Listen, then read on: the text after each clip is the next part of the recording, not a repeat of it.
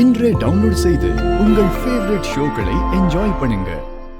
என் பேரை இவ வீட்டுக்கு டிரைவரா போனதுக்கு காரணம் என் புள்ள ராசராசன் கையால கும்பாபிஷேகம் நடக்கணுங்கிறதுக்காகத்தான்.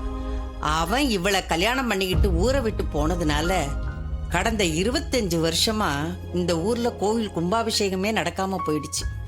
என் மகன் கையால தான் இந்த கோவில் கும்பாபிஷேகம் நல்லபடியா நடக்கணும்னு என் வீட்டுக்காருக்கு ஒரு ஆசை. அவரு என் பேரங்கிட்ட அவரோட ஆசையை சொன்னாரு. தாத்தாவோட ஆசையை நிறைவேற்றி வைக்கணும், இந்த ஊரு கோவில்ல கும்பாபிஷேகத்தை நல்லபடியா நடத்தணுங்கிற ஒரே காரணத்துக்காகத்தான் என் பேரன் இவ வீட்டுக்கு டிரைவரா போய் சேர்ந்தான்.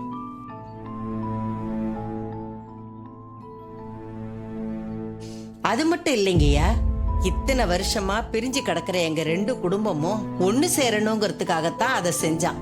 என் பேரன் அங்க வேலைக்கும் போனான். இவ பொண்ண கல்யாணம் பண்ணிக்கணுங்கிற எண்ணமெல்லாம் என் பேரனுக்கு கிடையவே கிடையாதுங்கய்யா. அவனோட நல்ல குணத்தை பார்த்துதான் இவளே அவ பொண்ண என் பேரனுக்கு கல்யாணம் பண்ணி கொடுக்கணும்னு பிடிவாதமா இருந்தா. என் பேரனையும் வற்புறுத்தினா. அப்பவும் என் பேரன் ஒத்துக்கலைங்க. நானும் என் மக ராசராசனும் என் பேரனை வற்புறுத்தி அவ பொண்ண கல்யாணம் பண்ணிக்க சொன்னோம். அதனாலதான் என் பேரன் இவ பொண்ண கல்யாணம் பண்ணிக்கிட்டான். ஐயா, நான் அவனை கல்யாணம் பண்ணிக்க சொன்னது என்னவோ உண்மைதான். ஆனா அவன் யாருங்கிற உண்மை தெரியாதப்போ நான் அப்படி சொன்னேன். ஆனா இந்த அம்மாவோட பேரன்னு தெரிஞ்சிருந்தா என் பொண்ணு அவனுக்கு கல்யாணம் பண்ணியே கொடுத்திருக்க மாட்டேன்.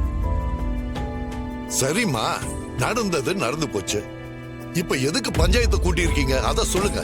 ஐயா, இனிமே இந்த அம்மாவோட பேரனுக்கும் என் பொண்ணுக்கும் ஒத்து வராது. உறவை முறிச்சுக்கலான்னு இருக்கும். உறவை முறிச்சுக்க போறீங்களா? கொஞ்சம் தெளிவா சொல்லுங்க. 2 பேருக்கும் நடுவுல இருக்கிற கணவன் மனைவிங்கிற உறவை வெட்டி விடணும். ஐயோ,